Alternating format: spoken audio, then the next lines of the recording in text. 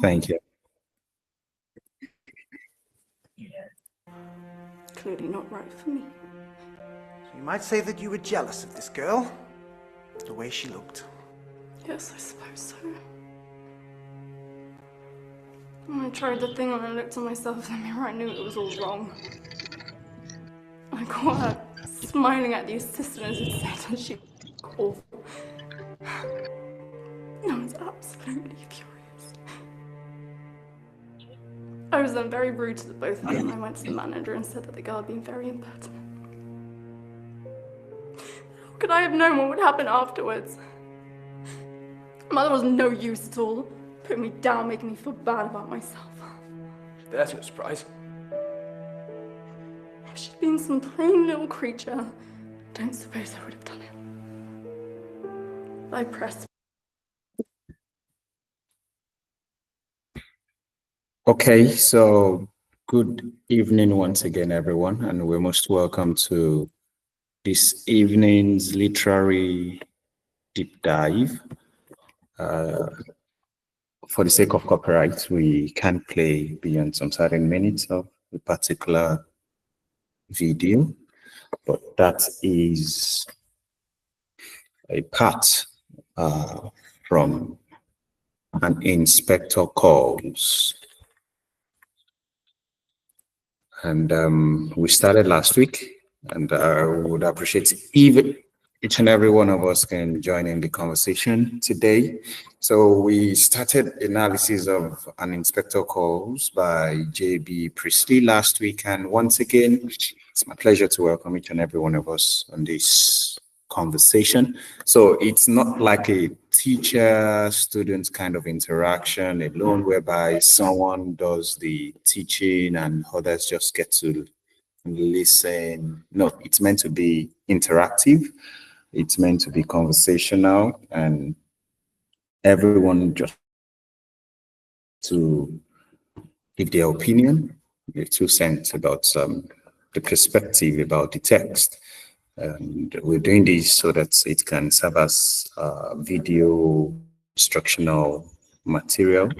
It is an audiovisual instructional materials for teachers and also for students who wants to have a deep dive into analysis of the WIAC recommended text.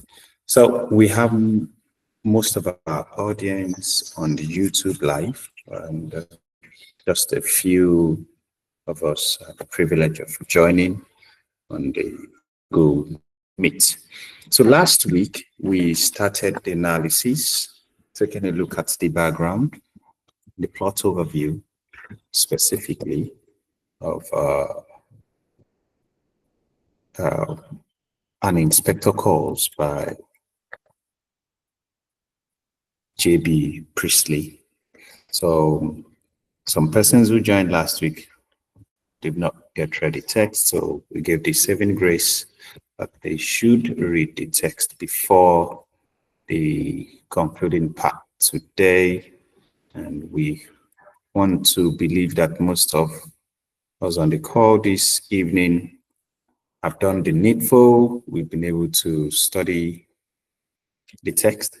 We'll not be taking too much of our time. We're just going to be doing, we're going to be analyzing the characters. That is the character identification.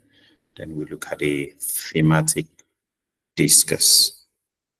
Okay, so just to walk us through some of the things we discussed last week, who J.B. Priestley is. I want to believe we can hear me, please.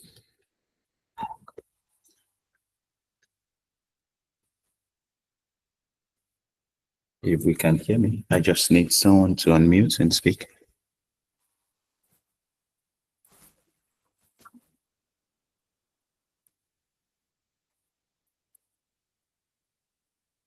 And we still hear me, please.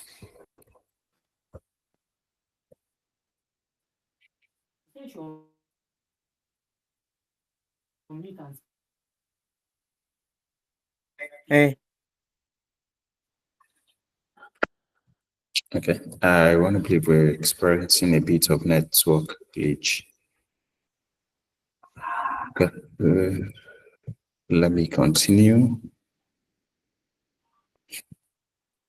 So we explored who J.B. Priestley is, and we were made to understand that J.B. Priestley happens to be born in Bradford, England, and died August 14, 1984. So he left school at the age of 16 to work in a wool firm and served in World War One. After the war, he studied in Trinity College, Cambridge, and he's best known for his plays, his novels, his essays, and political activism. Then last week, we took a look at the the background to the play, written 1945. What genre? It belongs to the mystery drama, and it's a political allegory. The time setting now, 1912, the home of the wealthy Berlin family, and the place, in the fictional town of Bromley, England. And we took a look at the literary style, getting to understand that it's a mid 20th century British drama, and it is a social realist play. Likewise, we talked about the Edwardian era society, which serves as the backdrop to the play in terms of how there was a system between 1901 to 1914, and we have the Edwardian era society to be characterized the rigid class system, the gender inequality, limited government support, and the labor movement. The labor movement actually, serve as an integral part to the conflict development in display, because the labor movement under the Edwardian era just formed in 1906, representing the working class, advocating for a fairer wages and living condition. And this was vividly projected through the character of Eva Smith in the play. So events between 1912 and 1945, we have the World War One and the World War II, which really exposed the need for social reform. The Labour Party gained political ground and the likes. Then we had a plot overview as well in terms of how the play opened with the Berlin family trying to celebrate Sheila's engagement to Gerard Kraft. And during the course of their celebration, a police inspector in the person of Inspector Go arrives and was trying to investigate the suicide of a young woman named Eva Smith. So the whole plot overview centers around the questioning of each of the character and trying to establish their relationship with the major character, who happens not to be physically present. That's Eva Smith, because she already committed suicide. So each of the characters are related to Eva Smith in one way or the other. And we took a look at that last week. So for a deeper, overview of that, you can get to view last week's conversation on the YouTube channel. And for today, we'll just get to take a look at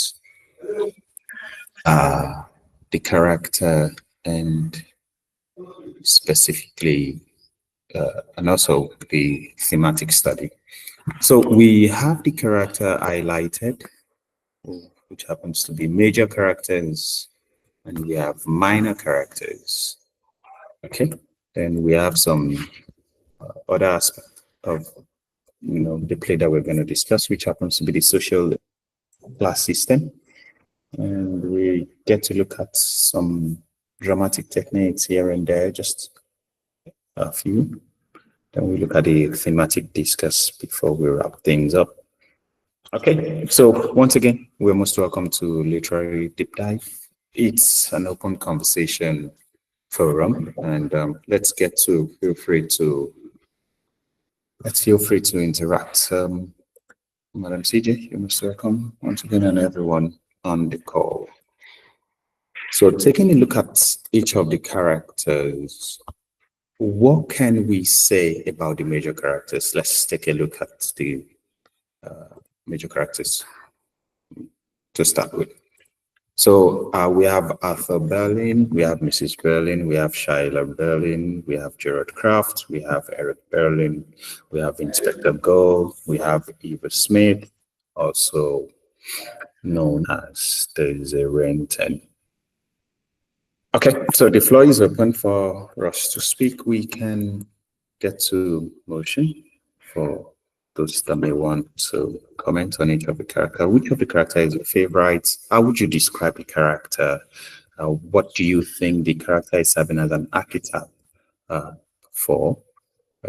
What is it representing, or what is a person? Yeah, a character representing symbolically, politically, economically, and all that. So who wants to say something? Who is Arthur Berlin? Who is Mrs. Berlin?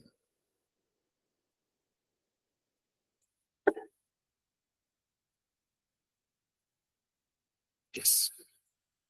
So, Madam Comfort, do you have something to say about any of the characters?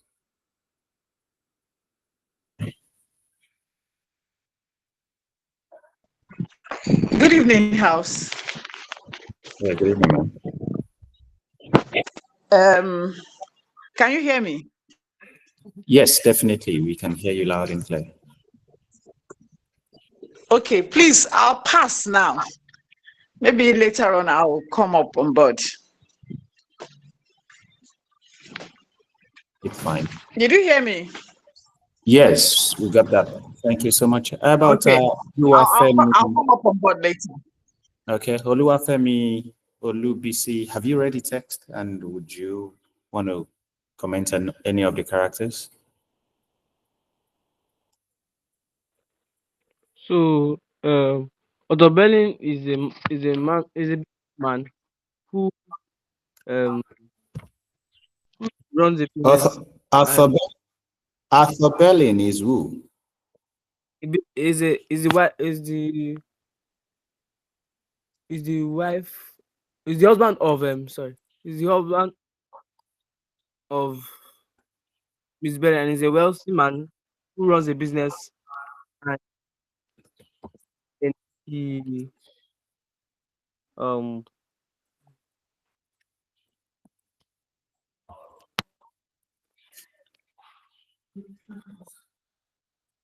Okay, he thank you so much, Olufemi Olubisi. Okay, so which other character would you like to comment on? um Eva Smith. Okay, Eva Smith. What can you say about Eva Smith? She's a worker of Otto Berlin in his company, and then Otto Berlin fired her, and then Otto Berlin fired her, and she was like,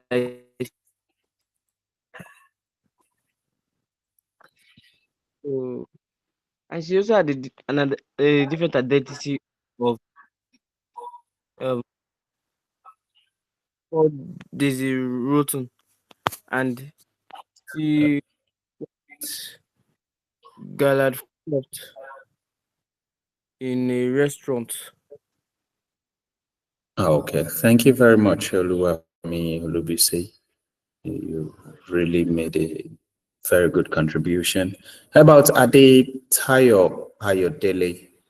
Are you there? Have you already text an inspector calls playing 3 act by J.B. Priestley?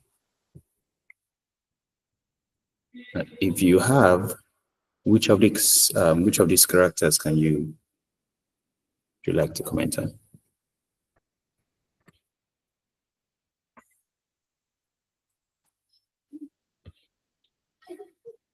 Is Ade Tayo Ayodele there? If you can hear me, you're still muted. You can unmute yourself.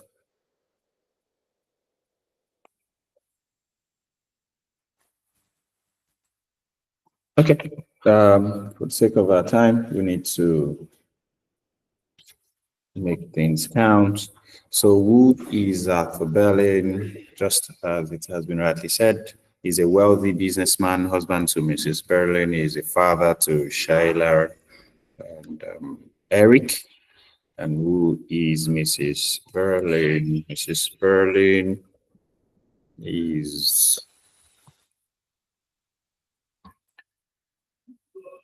Mrs. Berlin is a wife to Arthur Berlin. Wife to Arthur Berlin. And also the mother of Sheila and Eric. Okay, and Sheila is the daughter to Mr. Arthur Berlin and Mrs. Berlin, and Eric is their son, is a son to Arthur Berlin and Mrs. Berlin. And who is the Inspector Go? Inspector Go happens to be the police inspector who has decided to visit the family, a police inspector. Okay, so we're just trying to have a quick overview of each of these characters. And Eric Berlin, son. So, son of Berlin. Okay, I think that simplifies it. Gerald Crafts is the son of one of the minor characters. The name of his father is George Craft. He's also the son of a wealthy businessman. And son-in-law. So we can't really say son-in-law. He's a proposed son-in-law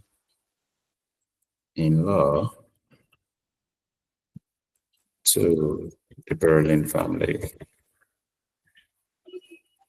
Okay. And Shayla is the daughter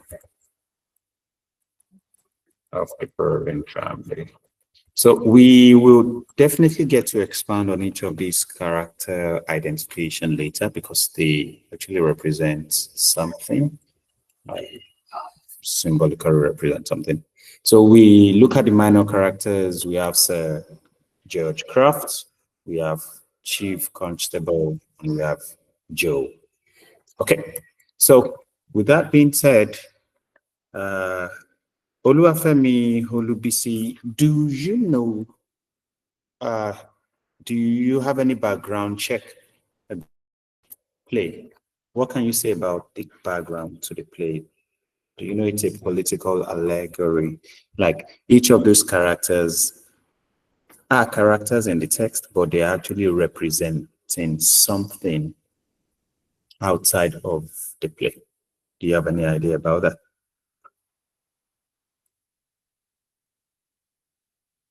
You can unmute yourself and speak.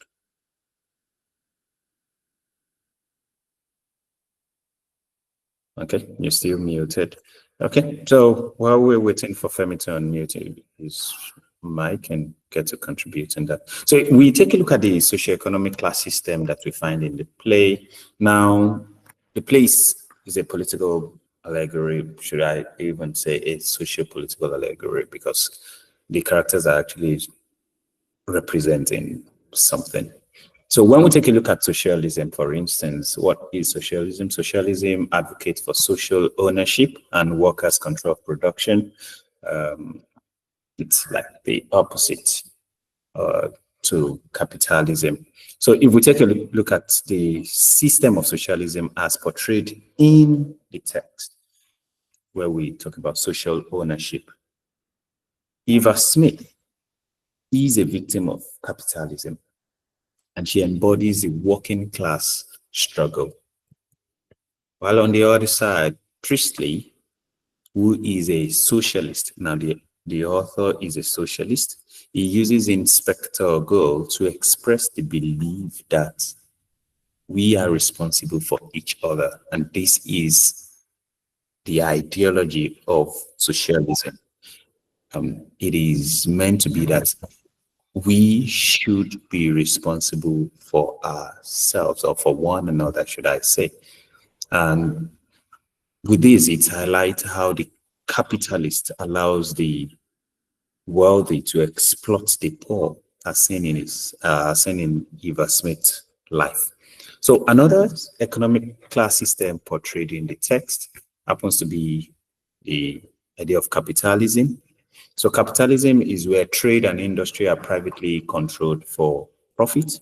And this is vividly represented by the character of Mr. Berlin, who is a staunch capitalist.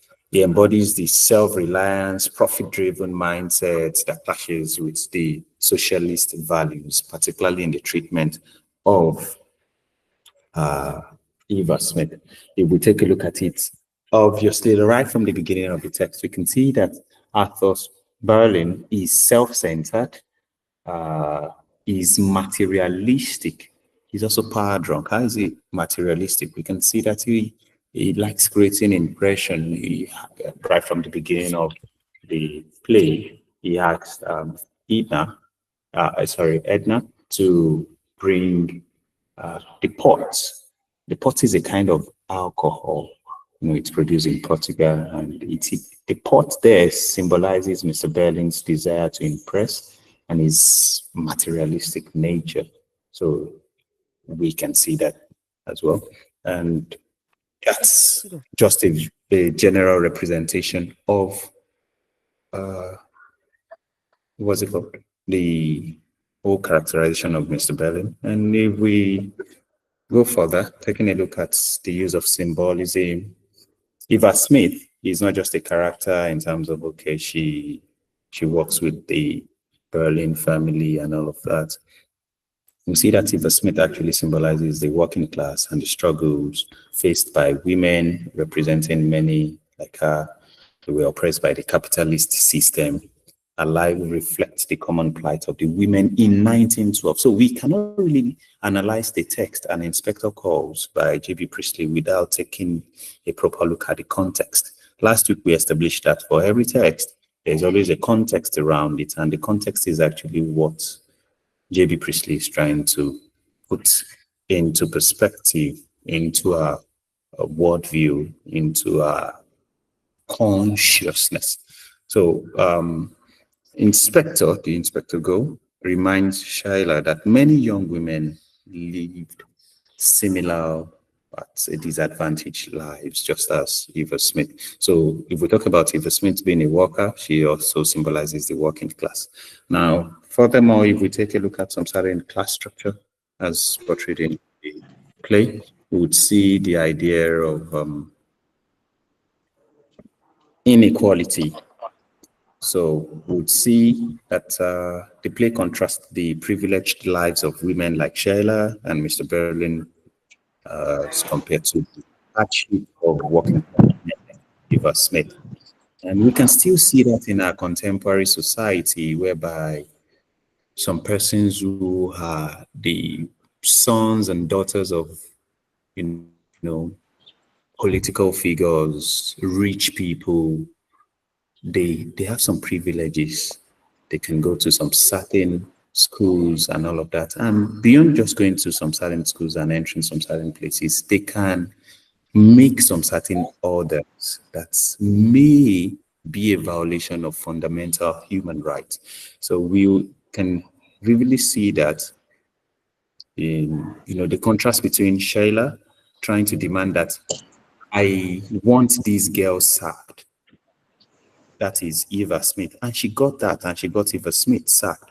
Compared to when Eva Smith was just asking for a rise in pay, the wages. And instead of Mr. Berlin paying attention to that, she he got fired. So there is that kind of, inequality. There's a divide between the upper and the working class and all that. And we can also see elements of dramatic irony and foreshadowing.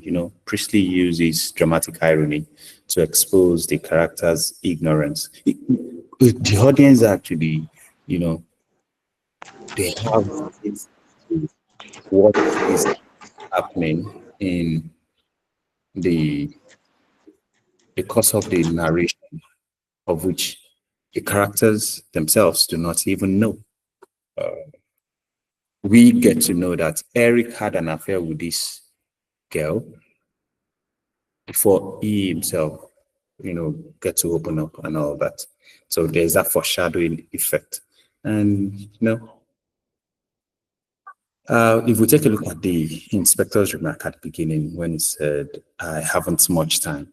So this foreshadows the arrival of real justice. There's a way whereby police, inspectors, when they want to carry out something, that's quite ironic because he spent a lot of his time investigating, interrogating, contrast to what he said at the beginning of the play, which states, I haven't much time. Someone who said, I haven't much time, ended up spending more than 1 hour, close to 2 hours, more than 2 hours, in fact, trying to interrogate what the play, what's the whole course of action leads into.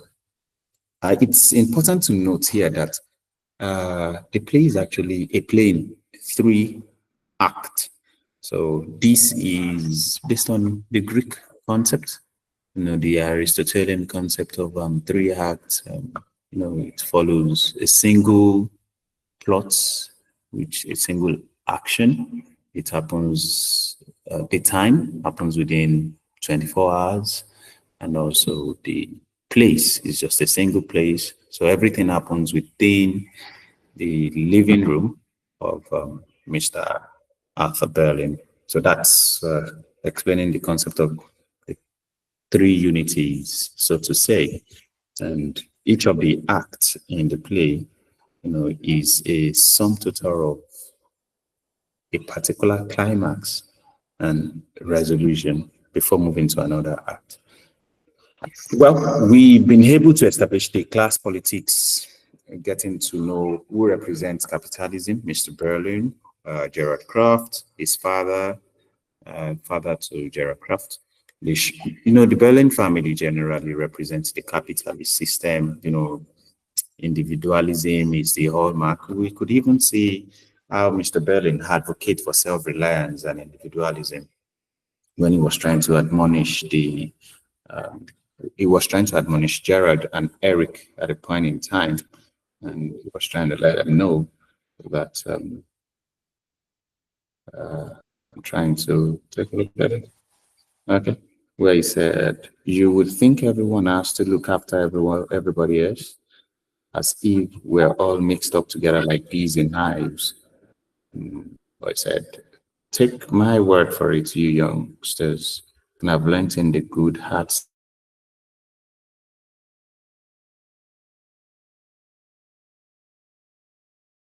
school of ecology of the capitalist. They said he said a man has to mind his own business and look after himself and his own.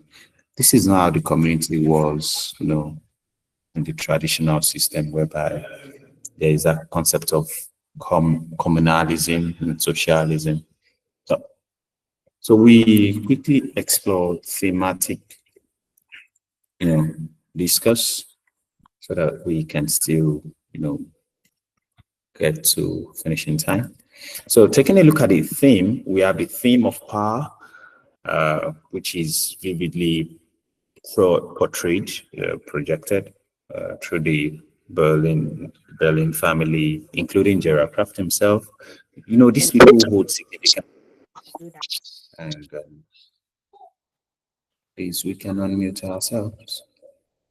That would be deeply appreciated. Okay.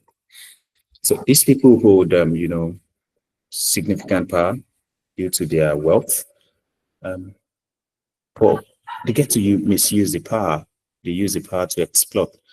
exploit the vulnerable working class individuals and all that. It seemed so ridiculous that the pay they were asking for wasn't too much at all.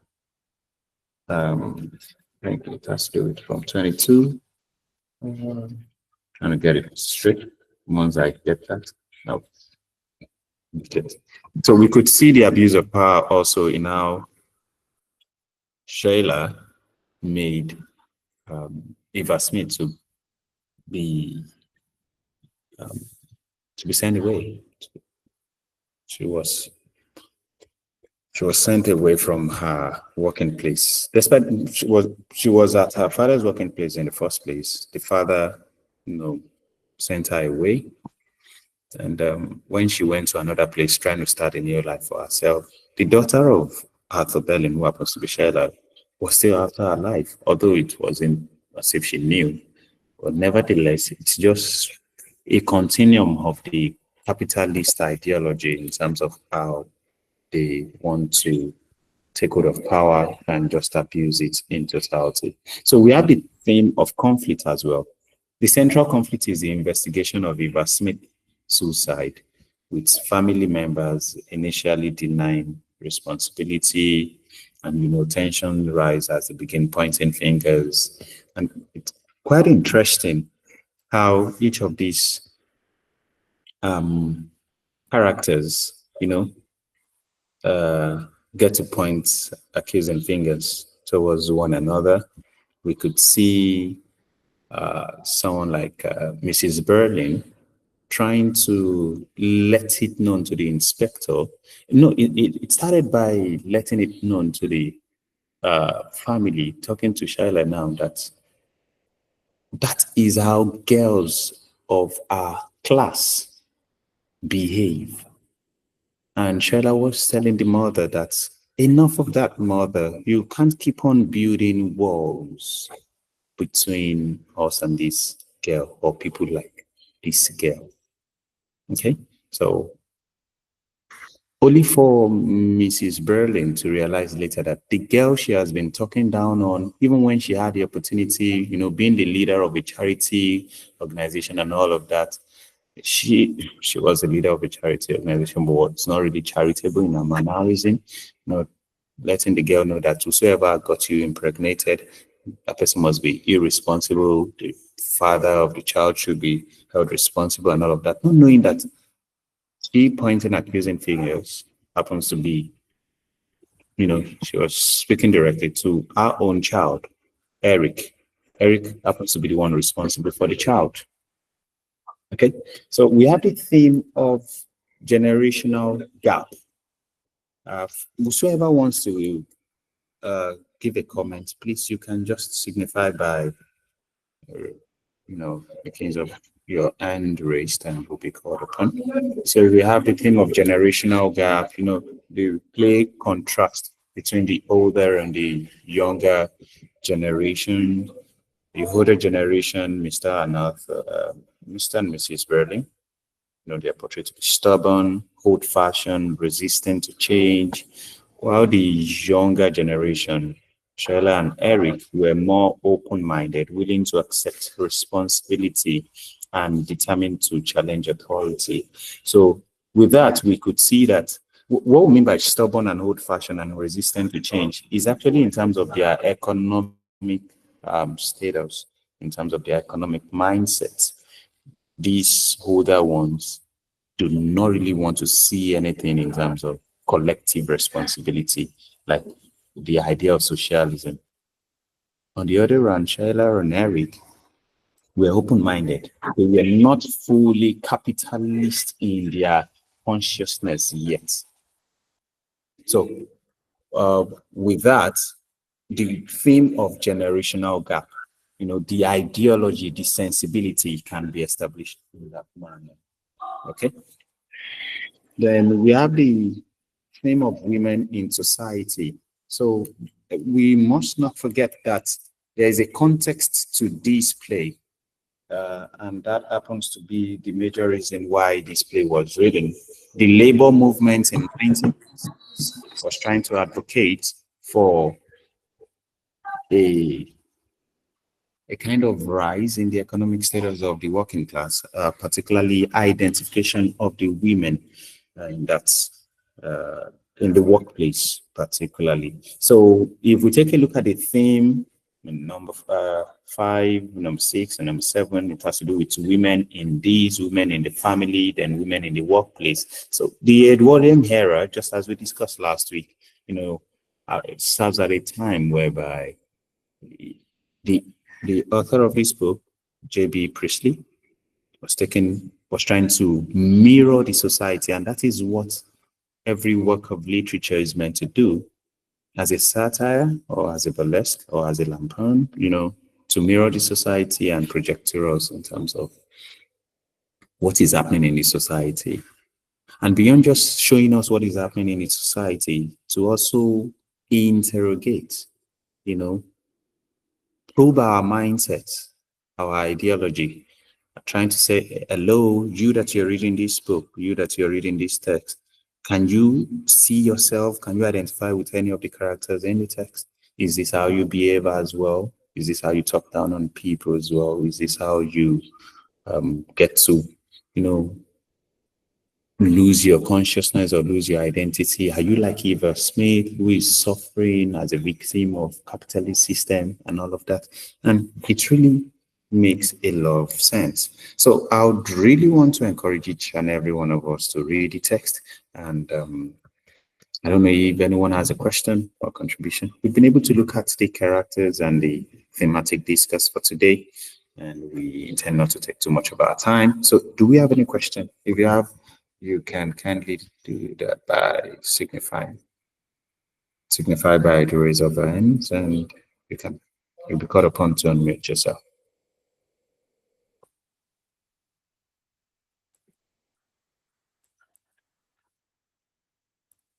Does anyone have a question?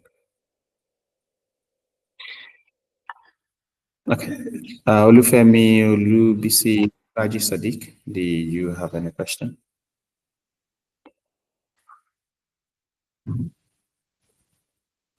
Okay. In the absence of any question, so would like to inform us that by Sunday next week, same time, we get to have a literary deep dive. And for next week, we'll be taking a look at a poem, and specifically, we will be analyzing a poem, a non-African poem actually, that is still I Rise by Maya Angelou. So Still I Rise by Maya Angelou is a poem we're going to be looking at next week. In the next 2 weeks, so to say, we're going to take a deep look into the background of a poem, who is the author, and take a look at the structure of a poem, the theme, the mood, the figures of speech. It's going to be a very serious conversation. So a big shout out to everyone who has joined us in today's literary deep dive conversation. This is a literary forum for teachers and students. You can get to tell teachers and fellow students about it. They can always join the conversation. 6 p.m. to 7 p.m. West African time. And with this, I want to say a big shout out to everyone. Thank you so much for joining the conversation this evening. Enjoy the rest of your evening.